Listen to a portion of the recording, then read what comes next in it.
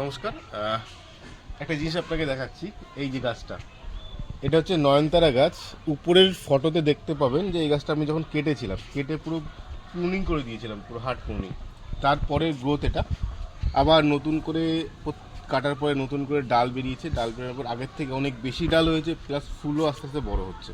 এই যত গরম বাড়বে ফুল তত বড় হবে। এই যে গাছটা একবার যদি আপনি বাড়িতে আনেন, আপনার কোনোদিন এই গাছের আর কিনে আনতে হবে না।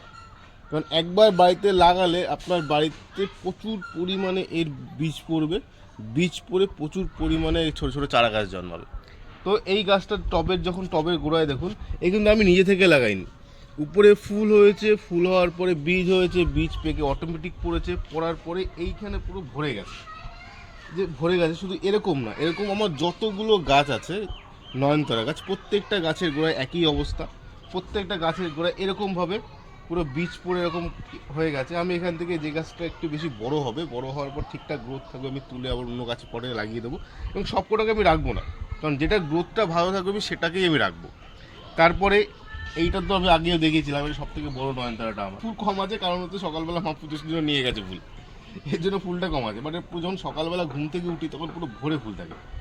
তো আজকের মতো নমস্কার, আবার দেখা হচ্ছে অন্য কোনো ভিডিওতে।